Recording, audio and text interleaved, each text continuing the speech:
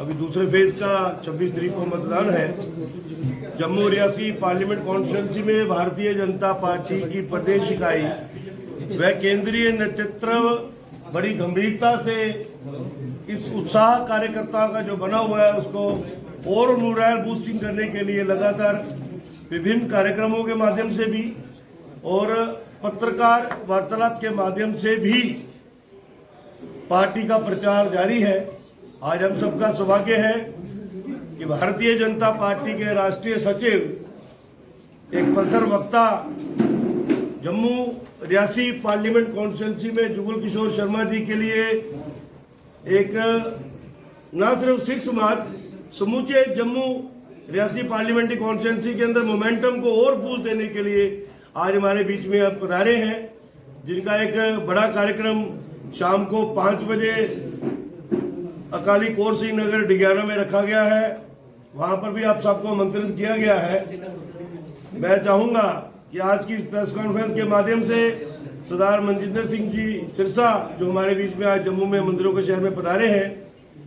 Party का जो प्रचार चल रहा है उसको और उत्साह देने के लिए आपके साथ रूबरू होंगे।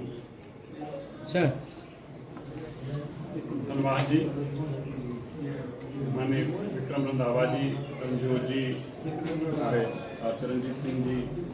गुप्ता जी और सभी प्रेस के बंधुओं को पहले तो मेरा नमस्कार है। इस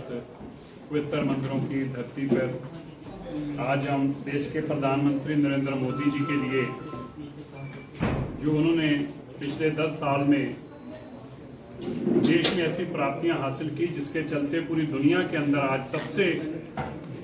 अगर कोई पॉपुलर नेता है, अगर सबसे पहचानने वाले नेता हैं, अगर सबसे अपने देश को आगे ले जाने की पहचान रखने वाले नेता हैं, ऐसे नरेंद्र मोदी जी के लिए आज इस जम्मू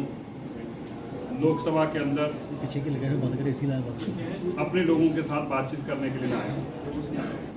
पहले तो मैं अपनी कम्युनिटी को जरूर एक एड्रेस, जब से हम सुबह से बातचीत कर रहे हैं कि जो मोदी जी ने किया है, एक तरफ वो कांग्रेस है जो कातिलों की पार्टी है, जिसने हमें इतने गहरे जख्म दिए हैं उनकी कभी भरपाई नहीं की जा सकती, और फिर उन जख्मों के ऊपर मरहम लगाने की बजाय इस कांग्रेस ने हमेशा उनके ऊपर नमक लगाने का काम किया है। ये वो पार्टी है जो जवाहरलाल नेहरू से लेकर मास्टर तारा सिंह जी को जेल में डालने से लेकर, श्री दरबार साहब पे हमला करने से लेकर, श्री अकाल तख्त साहब को गिराने से लेकर और राजीव गांधी द्वारा हजारों बेगुनाह सिखों को मरवाने से लेकर, और फिर उसको एक, मैं माफ करना कहना नहीं चाहता, लेकिन एक आतंकी की तरह, जैसे आजकल किसी को कत्ल कराने के बाद आतंकी पीठ ठोक कर कहते हैं मैंने इसको मरवा दिया, इस तरह एक प्रधानमंत्री एक आतंकी की तरह मंच पर खड़ा होकर ये कहे कि जब बड़ा पेड़ गिरता है तो धरती हिलती है। हमें ये बहुत दुख है, खेद है। इन जख्मों के ऊपर मरहम लगाने का काम देश के प्रधानमंत्री नरेंद्र मोदी जी ने किया। 1984 के कातल सज्जन कुमार जैसे, कमलनाथ जैसे, HKL भगत जैसे, धर्मदास शास्त्री जैसे जो कत्लेआम करने वाले लोग थे, उनको जेलों में डालने का काम देश के प्रधानमंत्री नरेंद्र मोदी जी ने किया। करतारपुर का लांघा खोलना हो या पूरे देश के अंदर एक राष्ट्रीय दिवस वीर बाल दिवस के रूप में मनाकर पूरे देश को बाबा जोरावर सिंह और बाबा फतेह सिंह जी का इतिहास पढ़ाना हो, देश के प्रधानमंत्री मोदी जी ने किया। इसलिए हम सब चाहते हैं कि देश के प्रधानमंत्री अब की बार 400 सीटों के साथ जब जीत कर आए, तो जम्मू की सीट जब हम जीतें तो ये भी बड़े मार्जिन के साथ, और खास तौर पर हमारी सारी पंजाबी कम्युनिटी, जम्मू के लोग और सिख कम्युनिटी भी एक तरफा उनका साथ दे। इसके लिए हम अपने साथ लोगों से बातचीत करने के लिए आए हैं। हमें यकीन है कि मोदी जी की जो सिखों के प्रति भावना रही, चाहे गुरु तेग बहादुर जी का 400 साल लाल किले पे मनाना हो, चाहे 550 साल गुरु नानक देव जी का मनाना हो, या 350 साल गुरु गोबिंद सिंह पातशाह जी का प्रकाश पर्व मनाना हो, या पंजाबी भाषा को ये सीधी नौकरी देने की बात हो, या पंजाबी भाषा से मेडिकल नॉन मेडिकल के टेस्ट पास करने की बात हो, या गतके को एक नेशनल गेम्स में जगह देने की बात हो,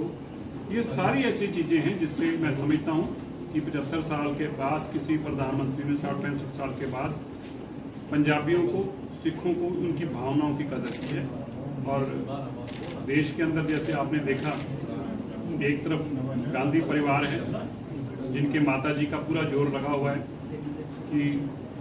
कितनी बार उस बेचारे को लॉन्च कर चुके हैं कि किसी तरीके वो लॉन्च हो रहे, और वो है कि वो लॉन्च होने का नाम ही नहीं ले रहे।